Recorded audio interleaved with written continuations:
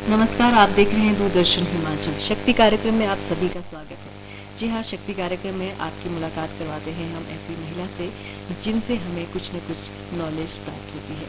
तो आज हम एक खास विषय लेकर हाजिर हुए हैं, HIV संक्रमित महिला, चुनौती और समाधान। जैसे कि आप सभी जानते हैं, HIV या एड्स एक ऐसी बीमारी है जिसका अभी तक कोई इलाज नहीं है। हालांकि बहुत वर्षों से वैज्ञानिक इसी की शोध में लगे हुए हैं और काफ़ी हद तक जो हमें सफलताएं भी इसमें मिलती आ रही है। लेकिन फिर भी इसका सिर्फ एक ही इलाज है कि हम जागरूक रहें, देश को जागरूक करें, अपने आसपास के लोगों को जागरूक करें, तभी हम इससे जो है इस इलाज को पा सकते हैं, ताकि इसका इलाज कर सकते हैं। तो यही आज हम जानेंगे कि अगर महिला शक्ति इस चुनौती और इस बीमारी से ग्रसित है, यानी HIV संक्रमित महिला है, तो उसके सामने क्या क्या चुनौतियां आती है, कैसे उसका समाधान वो हासिल कर सकती है। तो आज हमारे साथ स्टूडियो में है नीरजा ठाकुर जी, जो कि सहायक निदेशक हिमाचल प्रदेश राज्य एड्स नियंत्रण समिति खलीनी शिमला से है। तो आपका नीरजा जी बहुत बहुत स्वागत हमारे कार्यक्रम में। धन्यवाद। तो नीरजा जी, सबसे पहले तो आपसे HIV के बारे में ही जानना चाहते हैं कि ये क्या है, किस तरह से हम लोगों के जीवन में एक लाइलाज बीमारी आ चुकी है कि जिससे शायद सभी लोगों को जागरूक होना बहुत ज़रूरी है। जी, HIV एक प्रकार का संक्रमण है जो एक विषाणु होता है और जो हमारे शरीर में प्रवेश कर जाता है। और शरीर में प्रवेश करने के सिर्फ 4 कारण होते हैं। जैसा कि आपको पता है, पहला कारण है, जो मुख्य कारण होता है, असुरक्षित यौन संबंध से, दूषित सिरिंज के इस्तेमाल से और इन्फेक्टेड ब्लड चढ़ाने से। और अगर प्रेग्नेंट महिला HIV पॉजिटिव है तो उसके बच्चे को भी HIV होने का खतरा रहता है। जी, वैसे अगर महिलाओं के आमतौर पर बात करें, क्योंकि महिला है जो एक परिवार चलाती है, सभी को संरक्षण प्रदान करती है और देश को भी आगे बढ़ाने में काम करती है, तो महिला का बहुत योगदान रहता है। तो क्या समय समय पर महिलाओं को अपना जो स्वास्थ्य जांच है वो करवाना बहुत ज़रूरी है? कितना जागरूक होना बहुत ज़रूरी है स्वास्थ्य के प्रति? मैं ये समझती हूँ कि महिलाओं को हर तीसरे महीने में अपनी स्वास्थ्य जांच करवानी चाहिए। और जहाँ तक HIV की बात है, HIV टेस्ट तो हम सभी को करवाना चाहिए, महिलाओं को भी करवाना चाहिए, पुरुष है, यूथ है, उन सभी को अपना स्टेटस पता होना चाहिए। अगर हम HIV पॉजिटिव पाए भी जाते हैं तो उसके बाद भी हम अपनी अच्छी लाइफ जी सकते हैं। अगर नेगेटिव है तो अब भी हमें ऐसा लगता है कि हम आगे कैसे बच सकते हैं, उसके बारे में पूरी जानकारी हमें मिलती है। और जहाँ तक महिलाएं हैं उनको तो अपना खास ख्याल रखना चाहिए, क्योंकि HIV संक्रमण का खतरा महिलाओं में बहुत ज़्यादा है।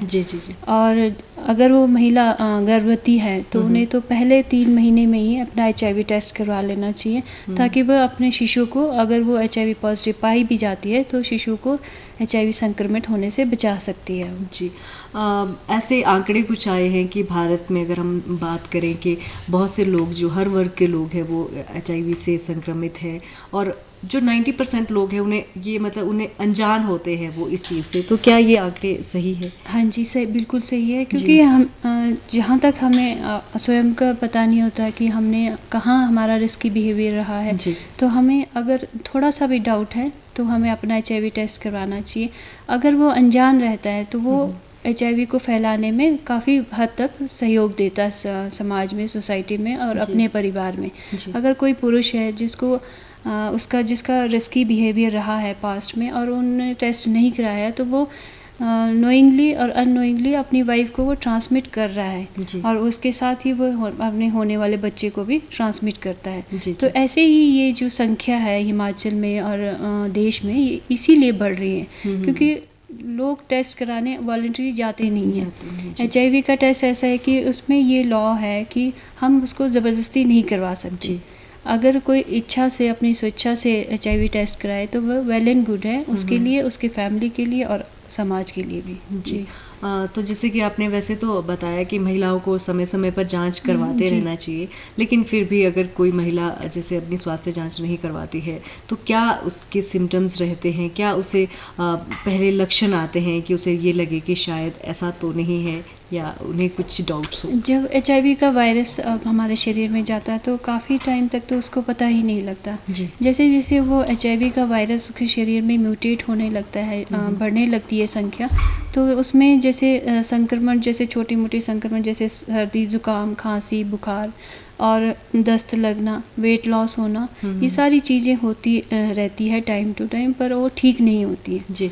जैसे अगर उसको ज़ुकाम है तो वो काफ़ी टाइम तक ठीक ही नहीं होगा, चाहे वो मेडिकेशन ले रहा है या नहीं ले रहा है, क्या जो भी घर में कुछ प्रिकॉशंस कर रहा है, तब भी वो ठीक नहीं होता। और वेट लॉस होता है, और जब दस्त लगे तो महीने महीने चले रहते हैं। तो ये सब लक्षण होते हैं HIV के। तो जैसे HIV संक्रमण हो जाता है तो कितना लगभग समय लगता है ये लक्षण दिखने में? ये अलग अलग मनुष्यों में अलग अलग स्पैन होता है। अगर कोई हेल्दी लाइफस्टाइल रख रहा है अपना, तो 3-4 महीने के बाद भी उसको पता नहीं लगता है। और जैसे वो मान लो अगर आज उसके शरीर में संक्रमण HIV का संक्रमण प्रवेश किया है, तो एक विंडो पीरियड होता है 6 महीने का। उस दौरान अगर वो टेस्ट भी कराता है तो वो HIV नेगेटिव ही पाया जाता है। तो इसे विंडो पीरियड कहा जाता है। उसके बाद उसकी इम्यूनिटी पर डिपेंड करता है कि वो जो वायरस है वो उस पर कब और कितना अटैक करता है, इंटरनली उसको कितना चोट पहुंचाता है। जी। तो HIV संक्रमण से फिर एड्स होने में कितना समय लग जाता है? वो डिपेंड करता है आपकी हेल्दी लाइफस्टाइल पे। अगर वो शराब, बीड़ी, सिगरेट, तंबाकू ये सब ना पिए और हेल्दी लाइफ जिए, खाना पीना उसका ठीक हो और फ्रूट्स वगैरह, सीजनल फ्रूट्स, वेजिटेबल सब लेता रहे, तो वो 8-10 सालों तक वो HIV पॉजिटिव रहता है। एड्स होती है जो लास्ट स्टेज होती है, जिसमें सारी बीमारियां उसको कैच कर लेती है, उसको पकड़ लेती है, और जो से वो ठीक नहीं हो पाता, तो उसको हम उस स्टेज को हम एड्स मतलब एक कोई बीमारी नहीं है, ये बहुत सारी बीमारियों का समूह है जिसको कहते हैं, जिसको TB भी हो जाता है, कैंसर हो जाता है, कोई और बीमारियां हो जाती है, तो उससे वो ठीक नहीं होता। तो उस लास्ट हम स्टेज ये को कह सकते हैं कि अगर महिला को कुछ ऐसे सिम्टम्स दिखते हैं कि उन्हें कुछ डाउट हो कि मुझे ये बीमारी हो सकती है, मीन्स कि TB हो सकता है या फिर कैंसर हो सकता है, लेकिन वो इस तरफ ना सोचे, तो इसलिए उन्हें ज़रूरी है कि वो time to time checkup. HIV test तो वॉलंटरी HIV टेस्ट बहुत ज़रूरी है। अगर हमें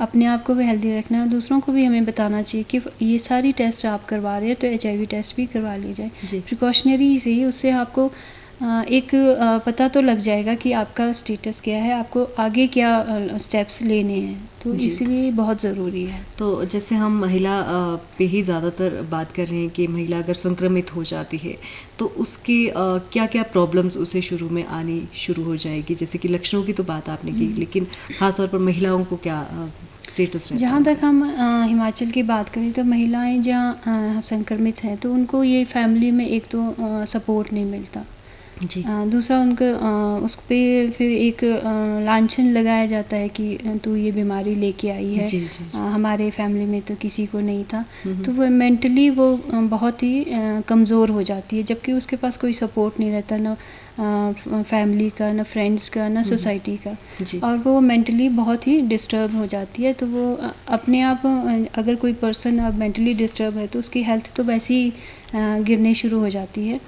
तो वही है समाज में, अगर कोई पुरुष HIV पॉजिटिव हो भी जाता है तो उसको फिर भी संभालने वाले काफ़ी लोग होते हैं, पर अगर कोई महिला HIV पॉजिटिव पाई जाती है तो उसको काफ़ी उल्हाना सहनी पड़ती है, काफ़ी कुछ सुनना पड़ता है जी। तो इसीलिए कहते हैं कि सोसाइटी को जागरूक होना बहुत ज़रूरी है। महिला कोई संक्रमित हुई है, हो सकता है वो उसके हस्बैंड से हुई हो जी, है ना, या कोई एक्सीडेंटल उसके साथ हुआ हो, या कोई ब्लड चढ़ा हो हॉस्पिटल में, या कहीं संक्रमित सुई लगी हो, तो उसका दोष नहीं भी हो सकता है। तो सोसाइटी को ये चाहिए, फैमिली को ये चाहिए कि उसका पहले सपोर्ट करें, ताकि वो फिजिकली तो फिट हो जाए, है ना, मेंटली फिट हो जाए, अपनी बीमारी से लड़ सके, अपने आप को सक्षम कर सके। तो यही सोसाइटी ऐसी तो है नहीं बीमारी के भी किसी के साथ रहने से या छूने से, क्योंकि ये जागरूकता तो हमेशा पहले से फैलाई जा रही है लोगों के पास कि ऐसी ये बीमारी है। हमारे हिमाचल में भी ये कह सकते हैं कि जागरूक तो है जी, पर इवन देन फैमिली में अगर कोई पॉजिटिव पर्सन आ जाता है तो उनको समझने में बहुत टाइम लगता है। तो फिर हमारे जो काउंसलर्स होते हैं, ICTC काउंसलर होते हैं, तो वो काफ़ी अच्छा रोल निभाते हैं इसमें, सोसाइटी में, उसके फैमिली में, सब जगह जाके उनको बुलाते हैं, उनकी काउंसलिंग करते हैं, इवन पंचायत में भी जाके, जब वो बाहर चली जाती है बात कई बारी, तो उनको भी हम सेंसिटाइज करते हैं जी। तो ये सोसाइटी को भी ध्यान देना चाहिए कि अगर कोई महिला ऐसी पॉजिटिव आ गई है, जो हो गया वो हो गया, अब तो आगे की ज़िंदगी उसकी संवारने की बारी होती है हमारी सोसाइटी की और फैमिली की। तो इसलिए पूरी हेल्प करनी चाहिए महिला को। आपसे यही जानना चाहते हैं मैम कि जैसे बहुत यंग एज में अगर किसी महिला को ये संक्रमण हो जाता है तो क्या वो गर्भवती हो सकती है, ऐसे चांसेस आगे रहते हैं उसकी लाइफ में? अगर कोई महिला या जैसे हस्बैंड वाइफ दोनों अगर HIV पॉजिटिव हैं, इवन देन वो अपना बच्चा प्लान कर सकते हैं जी। अब तो ऐसी दवाइयाँ आ गई हैं, ARTs के थ्रू हम दवाइयाँ देते हैं बच्चों को। जैसे प्रेग्नेंट लेडी हो तो उसके बच्चे की डिलीवरी के बाद उसको नेविरपिन दिया जाता है आधे घंटे के अंदर अंदर जी। उससे ना HIV पॉजिटिव होने की बहुत ही कम चांसेस, 2% चांसेस रह जाते हैं। जी जी। हमारे पास जितने भी बच्चे हुए हैं लास्ट 10 ईयर्स में, एक भी बच्चा हमारे पास पॉजिटिव नहीं आया है जी। तो इसमें ये होता है कि जो गर्भवती महिला है उसको शुरू से ही ART लेनी पड़ती है, अपने स्वास्थ्य का ख्याल रखना पड़ता है और बाकी जो डॉक्टर्स जो जो कहते हैं उसी के अकॉर्डिंगली सारे फॉलोज करने पड़ते हैं नॉर्म्स जी, तभी वो अपने बच्चे को स्वस्थ बच्चे को जन्म दे सकती है जी। यानी अपनी पूरी देखभाल के साथ वो एक स्वस्थ बच्चे को जन्म दे सकती है। ART अगर वो ART लेनी पड़ती है गर्भवती महिला को, अगर वो ART टाइम पे लेते रहे तो बच्चा हमेशा स्वस्थ ही पैदा होता है जी। तो ये एक अच्छी बात है कि इतनी चुनौती होने के बावजूद भी आप एक नया जीवन दे सकते हैं और ये भी स्वस्थ जीवन आप दे सकते हैं। HIV फ्री जीवन जिसको कहते हैं। तो हम यही कह सकते हैं कि जो इनकी लाइफ रहती है, अगर कोई HIV संक्रमित महिला हो या पुरुष हो, अगर वो है भी तो वो कैसा जीवन उनका रह सकता है नॉर्मली, अगर हम कह सकते हैं? अगर कोई HIV पॉजिटिव हो, उसमें विल पावर हो, उसमें जीने की इच्छा शक्ति हो जी जी। तो वो तो हमारे से भी अच्छा जीवन जीते हैं जी। क्योंकि आजकल अनेक बीमारियां हैं जैसे हाइपरटेंशन, BP हो गया है ना, ये सब बीमारियों के साथ भी लोग जी रहे हैं, वैसे ही HIV के साथ भी लोग जी रहे हैं जी। और हमारे हिमाचल में तो कई ऐसे HIV पॉजिटिव हैं जो अब तो सामने आके कहते हैं कि हम HIV पॉजिटिव हैं और जितनी भी हमारी ट्रेनिंग्स होती है, एडवोकेसी वर्कशॉप्स होती है, उसमें जाके ट्रेनिंग्स देती हैं, लोगों को अवेयर करती हैं। महिलाएं भी, इवन हमने 25 महिलाओं को as a master trainer train किया हुआ है जी। तो वो अपने ग्रुप में जो अदर PLHIVs हैं, पीपल लिविंग विद HIV, उनके साथ जाके बातें करती हैं, उनको बताती हैं कि हमने क्या खाना है, क्या पीना है, कैसे रहना है और कहाँ दवाइयाँ लेनी है। जितनी भी सरकार हमारी फैसिलिटीज़ दे रही हैं PLHIVs को, फाइनेंशियल असिस्टेंस दे रही है, उन सब के बारे में उनको अवेयर करती है, मतलब ज़्यादा से ज़्यादा लोगों को जोड़ रही हैं अपने साथ। हमारे हिमाचल में भी एक पॉजिटिव पीपल्स का नेटवर्क बना हुआ है जिसमें महिलाएं भी हैं, पुरुष भी हैं और बच्चे भी हैं जी। तो जैसे कि आपने अभी कहा, आप इतने लंबे समय से जुड़ी है महिलाओं के साथ कि बहुत सारे वॉलेंटियर्स भी अब आपके साथ जुड़े हैं, तो कितना समय लगा लोगों को इतना जागरूक करने में और ख़ास तौर पर महिलाओं को इतना मोटिवेट करने में और उन्हें ये एक प्रोफाइल देने में कि भी आप वॉलेंटियर बन सकते हैं, आप और लोगों को भी जागरूक कर सकते हैं, तो कितना मुश्किल था ये सफ़र? हम जो हमारे हिमाचल प्रदेश एड्स नियंत्रण समिति हमने इस्टेब्लिश की थी 1998 से हम ये काम कर रहे हैं, तो तभी से लेकर जितने भी पॉजिटिव जुड़ते जा रहे हैं, तो हम लोगों का ये रहता है कि जितनी वर्कशॉप करवाते हैं और ट्रेनिंग्स कराते हैं, उसमें 3 ट्रेनिंग्स हम जो हमारे HIV पॉजिटिव हैं, महिलाएं पुरुष जो भी हैं, जो आना चाहते, स्वेच्छा से बनना चाहते हैं मास्टर ट्रेनर्स, उनको हम ट्रेन कर रहे हैं जी। और ये नेटवर्क भी हमारा पिछले 3 साल से बना हुआ है। इसमें सभी जितने भी HIV पॉजिटिव हैं सभी डिस्ट्रिक्ट्स के, तो वो जुड़े हुए हैं। वो अपनी जितनी भी समस्याएं होती है वो हिमाचल ये एड्स कंट्रोल सोसाइटी को बताती है या हिमाचल गवर्नमेंट से बताती हैं। तो हिमाचल गवर्नमेंट ने तो 1500 रुपीज़ इनको पर मंथ फाइनेंशियल असिस्टेंस देती है और ART सेंटर में आने जाने का किराया और उनके अटेंडेंट का किराया भी देती है। और जो ऑर्फन बच्चे हैं, PLHIVs के ऑर्फन बच्चे हैं, उनको भी फाइनेंशियल असिस्टेंस देती है और न्यूट्रिशनल सप्लीमेंट्स देती है जो बच्चों को PLHIV है, CLHIV जिनको कहते हैं हम, चिल्ड्रन लिविंग विद HIV, उनको भी न्यूट्रिशनल सप्लीमेंट देती है। काफ़ी कुछ कर रही है सरकार, एड्स नियंत्रण समिति। मेन तो हमारा ये है कि जितने भी HIV पॉजिटिव हैं उनको हमारा जो वेलफेयर स्कीम्स के साथ जोड़ा जाए और उन्हें आगे आने के लिए प्रेरित किया जाए।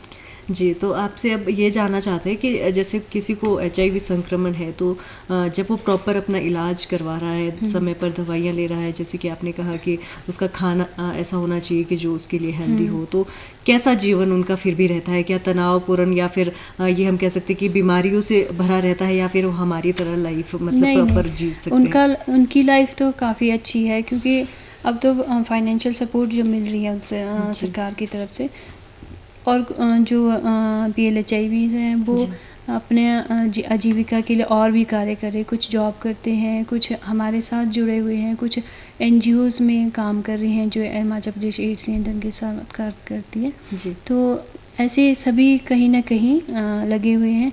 और फैमिली लाइफ भी, जहाँ तक यहाँ हिमाचल में बात की जाए, यहाँ फैमिली का सपोर्ट भी उन्हें काफ़ी है। 1-2 केसेस आते हैं, पर वो जो काउंसलर्स हैं या हमारे तक जो भी केसेस आते हैं उनको हम सॉर्ट आउट करते हैं, उनको समझाते हैं, फैमिली और जो जितने भी सोसाइटी में उनके साथ जुड़े हुए लोगों को। तो काफ़ी अच्छा उनका चला हुआ है। जी, काउंसलिंग का कितना रोल है? काउंसलिंग क्योंकि हर विषय पे बहुत ज़रूरी होती है, खासतौर पर इस पे, क्योंकि बहुत सारी जो नेगेटिव बातें बहुत ज़्यादा फैलती है, तो इसमें कितना इम्पोर्टेंस है? जैसे कोई HIV पॉजिटिव आता है हमारे पास, ICTC में टेस्टिंग और काउंसलिंग होती है, तो वहाँ से हमारा रोल शुरू हो जाता है। जी। अगर वो पॉजिटिव आया, उसको हम बताते हैं कि कैसे आपने आगे जीना है, कैसे क्या खाना है, क्या लेना है, क्या प्रिकॉशंस लेनी है, क्योंकि महिलाओं को ज़्यादा प्रॉब्लम्स आती है, दवाइयाँ कैसे लेनी, कौन से टाइम पे लेनी है। बाकी हमारे जो स्कीम्स हैं उसको उसके साथ जोड़ती हैं, उनके साथ लिंक करती हैं। बाकी HIV पॉजिटिव्स जो है नेटवर्क में, उनके उसके साथ बात करने के लिए भेजती हैं, क्योंकि वो एक इमोशनल सपोर्ट होता है कि सामने वाला, आप भी HIV पॉजिटिव है, मैं भी HIV पॉजिटिव, तब उसको देख के जीने की तमन्ना जागती है कि वो जी सकते तो हम क्यों नहीं। तो वहीं से हमारी काउंसलिंग स्टार्ट होती है। काउंसलिंग होती है अगर पॉजिटिव आया तभी भी, नेगेटिव आया तभी भी, क्योंकि हमारा ये ध्येय है कि जो काउंसलिंग के लिए आया है, अगर वो नेगेटिव है तो आगे कभी भी वो पॉजिटिव ना आए, इतना उसको अवेयर किया जाता है, और वो आगे अपने आप को, अपनी फैमिली को भी बताते हैं। तो ये यहाँ से हमारी काउंसलिंग स्टार्ट होती है। जी। और उनकी फिर जो लाइफस्टाइल है और उसमें जो जीने की इच्छा रहती है, क्योंकि तनाव बहुत ज़्यादा हो जाता होगा। वो होता ही ऑब्वियसली, अगर हम कि कोई भी ये नहीं सोचता कि हमारी कोई इतनी बड़ी बीमारी हो सकती है, और अचानक से आपको ये पता लग जाए कि ये है हमें, तो उसको संभलने में बहुत टाइम लगता है। जी। तो उसमें फैमिली का, फ्रेंड्स का, काउंसलर का और सोसाइटी का बहुत बड़ा रोल रहता है। हालांकि हम कह सकते हैं, जैसे कि आपने कहा कि अगर समय समय पर आपकी प्रॉपर दवाइयाँ हैं, प्रॉपर आप इलाज करवा रहे हैं, तो सामान्य आपका जीवन रहेगा। तो क्योंकि बीमारी तो कोई भी किसी को भी लग सकती है, तो HIV के साथ भी हम उसी तरह जी सकते हैं जैसे कि और बीमारियों के साथ। जी, बिल्कुल ठीक कहा आपने। HIV के साथ जीना इसलिए भी मुश्किल है क्योंकि इसके साथ स्टिग्मा, डिस्क्रिमिनेशन बहुत जुड़ा हुआ है। बिल्कुल, ये एक बहुत क्योंकि अब BP शुगर है, कोई नहीं बोलेगा कि आप मेरे से दूर रहो, ये क्योंकि उसके बाद उसके बारे में अवेयरनेस है। सेम ऐसा जैसा TB का पहले होता था, TB के पेशेंट को हम गांव से बाहर निकाल रखते थे, उसको अलग से कमरे में, वैसे ही स्थिति पहले थी HIV के बारे में। अब तो सोसाइटी काफ़ी जागरूक है, काफ़ी लोगों को खुद पता होता है कि 4 कारणों से फैलता है और 4 बाकी कारणों से नहीं फैलता। तो इसमें काफ़ी जितने भी हमारे HIV पॉजिटिव पर्सन हैं यहाँ हिमाचल में, उनको ऐसी कोई शिकायत अब आज तक तो नहीं हुई है। जी, तो कितना ज़रूरी है आजकल की जनरेशन या यूथ को हम बात करें, लड़कियों की बात करें, तो कितना ज़रूरी है कि उन्हें जागरूक किया जाए, समय समय पर उन्हें ऐसी नॉलेज दी जाए, ताकि तो किस तरह के ऐसे प्रोग्राम्स रहते हैं जब आप जैसे हम बात करें ना यूथ की, यूथ जो होता है, यंग पीरियड जो होता है, एक्सपेरिमेंटल पीरियड होता है ना। इसी टाइम पे काफ़ी केसेस हैं हमारे हिमाचल में जो HIV पॉजिटिव हो जाते हैं यंग एज में। जी। जो अर्निंग एज होती है, पढ़ाई की एज होती है, उसमें हम HIV की बीमारी को लेके बैठ जाते हैं। जी। तो अवेयरनेस, या मैं कहती हूँ स्कूल एज से ही बहुत ज़रूरी है HIV एड्स के बारे में। हम बात नहीं करते, पेरेंट्स बात नहीं करते अपने बच्चों से HIV के बारे में, सेक्सुअल हेल्थ के बारे में, एंड मेंस्ट्रुअल हेल्थ के बारे में भी बात बहुत कम करते हैं। स्कूल्स में टीचर्स करती है, पेरेंट्स नहीं करते। तो मुझे ये लगता है कि जो फर्स्ट स्कूल है फैमिली होती है, तो फैमिली मेम्बर्स को बात करनी चाहिए खुल के HIV के बारे में, सेक्सुअल हेल्थ के बारे में। और जहाँ कॉलेज तक पहुँचते हैं तब फिर वही कई यूथ्स का ध्यान जाता है ड्रग्स पे। इंजेक्शन के थ्रू जो ड्रग्स लेते हैं उससे भी HIV फैलने का बहुत कारण है, रीज़न। तो इसीलिए कहते हैं कि जो यंग जनरेशन है उनके पेरेंट्स को भी ध्यान देना चाहिए कि वो अपने बच्चों से खुल के बात करें HIV के बारे में, सेक्सुअल हेल्थ के बारे में, ड्रग्स के बारे में, ताकि वो अवेयर, उनको भी ये पता हो कि पेरेंट्स को भी पता है हमारे साथ बात करें तो हमें भी अवेयर रहना चाहिए। बिल्कुल, है ना, क्योंकि ये बीमारी हमने घर नहीं लानी। तो आपके डिपार्टमेंट की तरफ से किस तरह के अवेयरनेस प्रोग्राम्स रहते हैं ताकि समय समय पर लोगों को जागरूक किया जाए? या फिर यूथ के लिए तो स्पेसिफिक हमारे कॉलेजेस में रेड रिबन क्लब्स बने हैं। रेड रिबन से लोगो होता है HIV एड्स के लोगों के प्रति। तो ये जो क्लब है इसमें हम पीयर्स को HIV एड्स के विषय में पूरी जानकारी देते हैं। तो वो जितने भी टाइम वो कॉलेज में रहता है तो वो दूसरे स्टूडेंट्स को भी HIV के बारे में जानकारी देते हैं। सभी जितने भी डेज़ हैं हमारे, वर्ल्ड एज डे होता है, national youth day, voluntary blood donors day, blood donation day, इन सभी डेज़ में यूथ को हम इन्वॉल्व करते हैं और HIV टॉपिक के बारे में बताते हैं। जी हाँ जी, आजकल तो हमारे यूथ तो बहुत ही अवेयर हैं HIV के बारे में, ब्लड डोनेशन के बारे में, सेक्सुअल हेल्थ के बारे में। और ड्रग्स का एक ऐसा मुद्दा है जिसमें ये इंजेक्टिंग ड्रग यूज़र्स का जो काफ़ी पॉकेट्स हैं जो हिमाचल में जहाँ बढ़ रहे हैं, तो हम उस पे भी काम करते हैं। हमारे जो TI NGOs है, टारगेटेड इंटरवेंशन प्रोजेक्ट्स चले हैं, उसमें हम स्पेशली जो ड्रग यूज़र्स हैं उनके ऊपर काम कर रहे हैं ताकि वो आगे HIV को ना फैलाएं। जी, तो ख़ास तौर पर जैसे आप बहुत सारी महिलाओं से जुड़ी हैं, तो उनके बारे में बताएं कि किस तरह आप उनको महसूस करती है कि उनमें जीने की इच्छा रहती है, या फिर क्योंकि उनकी भी नॉर्मल लाइफ हो सकती है तो औरों को ये मैसेज दे सकती है कि नहीं, हम भी उसी तरह जी सकते हैं जैसे कि आप आम लोग जीते हैं। शुरू में जब हमने काम करना शुरू किया तो महिलाएं बहुत हेजिटेट करती थी बताने के लिए आगे की क्या, उनको यही रहता था कि हम आगे कुछ नहीं कर पाएंगे क्योंकि ये बीमारी ऐसी है कि मेंटली आप लोग जल्दी प्रिपेयर नहीं होते। पर जो हमने उनकी काउंसलिंग की, बाकी जो ट्रेनिंग्स में हमने टाइम टू टाइम रोज़ बुलाते थे, कभी 6 महीने में, कभी 3 महीने में, तो धीरे धीरे उनको आगे बोलने के लिए प्रोत्साहित किया कि बाकी आपकी तरह बाकी स्टेट्स में भी हमने ले गए थे उनको, तो उनको एक केस हिस्ट्री टाइप के ढंग से समझाते हैं, फिर वो धीरे धीरे ही सही पर आए हैं आगे। अब तो काफ़ी महिलाएं हैं हमारे साथ जुड़ी हुई जो डिस्ट्रिक्ट्स में भी जाती हैं, स्टेट लेवल की जो वर्कशॉप होती है डिपार्टमेंट के साथ, वहाँ पे भी अपनी बात रखती हैं। तो आप लोगों से क्या कहना चाहते हैं कि किस तरह आप जागरूक हो सकते हैं ताकि जो ये आंकड़े जो कहे जाते हैं कि 90% लोगों को पता नहीं है, ताकि हम ये कह सकें कि 90% लोगों को अपनी स्थिति के बारे में पता है, अपने स्वास्थ्य के बारे में पता है, ये कह सकते हैं। जैसे एक नॉर्मली कहते हैं कि हमें साल में एक बार अपना पूरा हेल्थ चेकअप करवाना चाहिए, तो उसी दौरान आप क्यों ना HIV टेस्ट भी इंक्लूड कर लिए। जी, इससे फ़ायदा ही होगा, आपका नुकसान कुछ नहीं, क्योंकि ब्लड टेस्ट ही होता है जितने जो भी एक ही ड्रॉप ब्लड चाहिए होता है उसमें HIV टेस्टिंग के लिए। तो बाकी जो टेस्ट करवा रहे हैं आप, BP, शुगर और थायराइड टेस्ट कराते हैं, सारे टेस्ट कराते हैं, तो उसके साथ HIV टेस्ट भी इंक्लूड कर दिए। इससे आपको ही फ़ायदा होगा, आपकी फैमिली को भी। अगर नेगेटिव है तो वेल एंड गुड है, अगर पॉजिटिव आ गए तो आगे क्या प्रिकॉशंस आपने लेनी है ताकि वो बीमारी आगे ना फैले, क्योंकि बहुत सारी केसेस हैं अननोइंगली आपने दूसरे पार्टनर को वो ट्रांसमिट की है। बिल्कुल जी, तो बहुत अच्छी जानकारी आज आपने दी, और महिलाओं के साथ अगर कोई ऐसी स्थिति हो जाती है तो उन्हें किस तरह की चुनौतियाँ आती है इसके बारे में आपने जानकारी दी। तो आज हमारे साथ नीरजा ठाकुर थी जो कि सहायक निदेशक हिमाचल प्रदेश राज्य एड्स नियंत्रण समिति खलीनी शिमला से थी। तो आपका बहुत बहुत धन्यवाद स्टूडियो में आने के लिए। तो आज के शक्ति कार्यक्रम में बस इतना ही। अगले सप्ताह एक नए विषय के साथ फिर हाजिर होंगे, तब तक के लिए नमस्कार।